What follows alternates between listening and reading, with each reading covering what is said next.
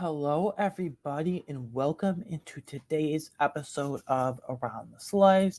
I'm aware that I just had an episode yesterday, but I wanted to have a bonus episode here today, quick, to talk about the huge trade the Buffalo Bills have made.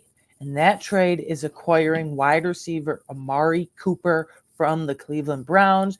I want to give you the official trade details, give you my overall and overarching thoughts, what this means for the Bills going forward, and basically just break it down from a big picture and micro perspective, best way I know how. So without further ado, let's get into official trade details. So the official terms of the trade, the Cleveland Browns receive a 2025 third round pick and a 2026 seventh round pick, and the Buffalo Bills receive wide receiver Amari Cooper and a 2025 sixth round pick as well. So it's basically a third round pick for Amari Cooper and then just a pick swap. So all in all, it's basically just a third round pick for Amari Cooper. That's what I'm looking at least.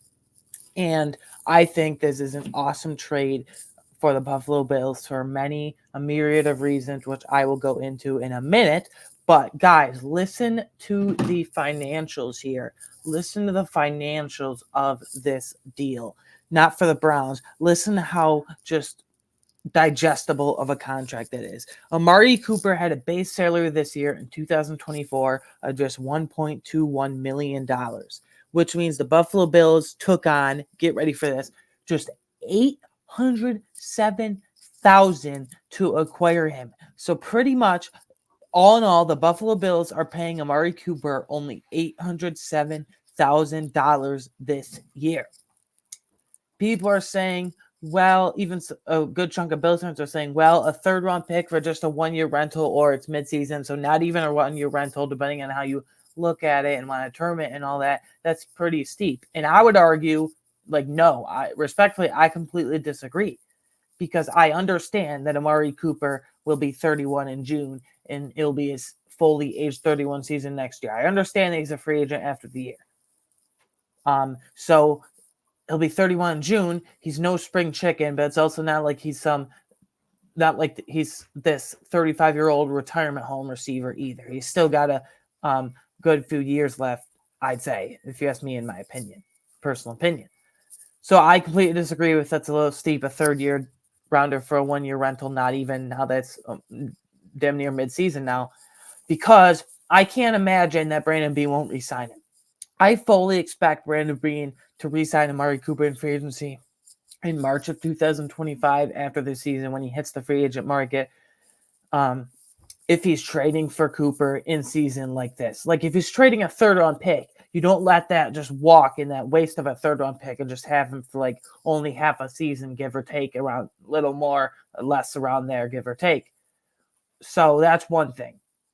Number two, I want to go into why I love this for the Buffalo Bills. For the Cleveland Browns, first of all, I don't even want to talk about their perspective. Deshaun Watson, like going from Deshaun Watson and Amari Cooper's eyes, I'm sure going from Deshaun Watson to Josh Allen is just a huge revelation. And it's like the best thing in the world, a newfound love for the game, I'm sure, if you will. But I love this, absolutely love this for the Buffalo Bills because in essence, Amari Cooper essentially brings so much that we were missing. Number one, he brings a number one alpha target. He brings a number one alpha dog, actual wide receiver at the wide receiver position. We were hoping Dalton Kincaid could overtake that role from Stephon Diggs' departure. He has been severely disappointing. Some of it's Joe Brady, but the more and more I think about it, most of it is him. Like, I know you're double teamed and triple teamed at times, and team defenses take you out of the game plan. But good players, even great to elite players like I thought he would be, find a way to make it work. They find space to get open in the zone, man. They have to be a transcendent player if you want to be considered that type. No, so there's one thing. Alpha dog wide receiver. And I was kind of optimistic about the whole everybody eats. In the first 3 weeks of the season, Josh Allen was playing more methodical football. He's playing slower. He wasn't as up tempo. It wasn't as stressed from the whole Diggs situation. It was a more free flowing offense. Everyone eats in the first 3 weeks, and then week 4, 5, and especially week 6 against the Jets, it was evident the other night and clear that they needed a number one alpha wide receiver. No one was really separating from the pack, if you will. Number two, speaking of separation, I mean literal separation in the field. Fun fact: Amari Cooper, he gets an average of a little over 2 yards of separation per route run on a consistent basis every single week. He leads the league in that metric. That metric really stands out because whether it was Keon Coleman, couldn't separate for crap, Dalton Kincaid, Khalil Shakir. Khalil Shakir is the only one who could separate, but everyone else, Kincaid, Coleman, Mac Hollins, MVS, who's gone now, by the way, thank God. I'll comment on that quick. They released him in the corresponding move to acquire Amari Cooper. Just quick thoughts on that. Like, maybe he's still good for 1 or 2 deep bombs a game, but the reality is Josh Allen and the Buffalo Bills, that was not their identity this year. Their identity was working the short to intermediate part of the field and rarely deep bombs. So MVS just didn't fit in Buffalo. But watch him go back to Kansas City and be a superstar once again, just like reviving Juju, Kareem Hunt, big reunion over there. But back to Amari Cooper, leading the league in separation rate. So that's truly awesome because we didn't have that. I mean, the last 3 games, the defense, especially against the Texans, it was evident, and more so against the Jets. The Texans and Jets defensive backs respectively might as well have been running the routes for the Bills. They were on their hip that much and that often. So Amari Cooper helps with that. I know on the stat sheet, I know the all metric gurus will say, and just look it up, technically Amari Cooper is leading the NFL in 2024 this year in drops. But like that's Deshaun Watson. So 99% of those targets, I know for a fact, were uncatchable. Overthrows, underthrows, dirted into the ground, too hard, too fast, whatever you want to call it, and look at it and term it and what have you. It was not a good situation over there at all. So I just love this. And if you're going to ask me, other than Amari Cooper himself and like obviously, other than Amari Cooper himself, and then other than Josh Allen benefiting as the QB, who is the one pass catcher that benefits most? I'm going to say Dalton Kincaid because Amari Cooper is a great player at all 3 levels of the field. He's not some burner, and he obviously at 30, almost 31 in June after the season ends, that he doesn't have as much burst and pop as he used to. But he can attack all middles of the field, intermediate parts of the field, deep parts of the field. We couldn't throw deep bombs because we just didn't have that deep separation threat this year. And now we do from Amari Cooper. And I think the player in the passing game as a receiving threat that really benefits from this is Dalton Kincaid. No matter what, Khalil Shakir was producing with Dalton Kincaid and the others being disappointing already.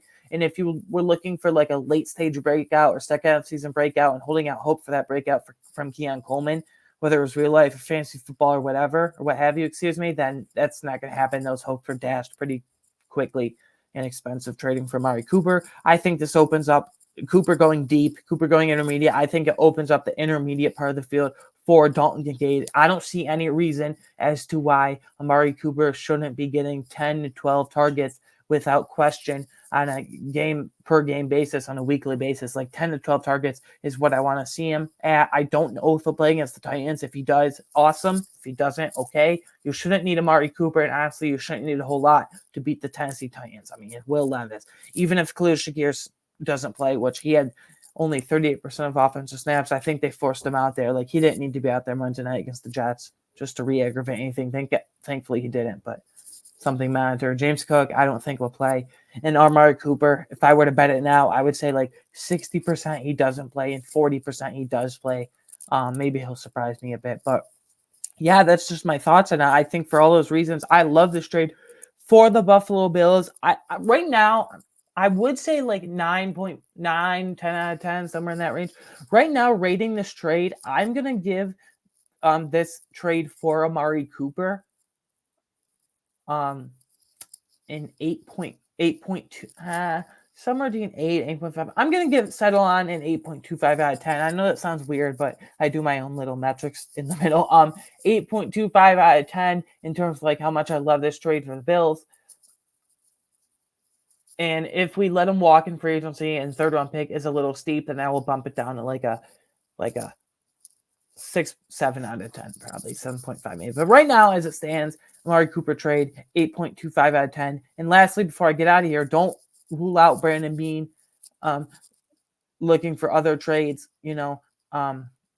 exploring other trades across the league, like he said in the Pat McAfee show today. He said if there's something that comes up, we'll definitely pursue it. I think they could trade for a kicker, as stupid as it sounds, but Tyler Bass has been crap this year, let's just say it. I think they could trade for another impact maybe low-level impact defensive lineman, D lineman there, and I think a safety. So because something has to be done about the tandem of Rapp. I guess Rapp is fine. Damar Hamlin, like it's over. We don't see him again. So I think kicker, defensive lineman, and D lineman, and kicker, D lineman, and safety is what you're looking to next. If it were me, even if you were signing Amari Cooper, which again I fully expect to do, I would still take a first-round wide receiver in the draft in April, and late first-round pick. Theoretically, someone like Emeka Egbuka from Ohio State or a speed demon in Isaiah Bond from Texas. One of those two guys are really popping to me right now. Anyways, guys, that is my thoughts on the trade. Again, excuse me. Wow. Again, I'm going to give this trade an 8.25 out of 10 for the Buffalo Bills for all the reasons I just explained, currently as it stands right now. And yeah, you can follow me personally on Twitter at aweingartner13. You can follow the show on Twitter at RoundSlice. You can, of course, listen to this podcast on YouTube, Apple, Spotify, or wherever you get your favorite podcasts. And lastly, please help me get to 50 subscribers. I'm not setting a timeline or deadline on it or whatever you want to call it.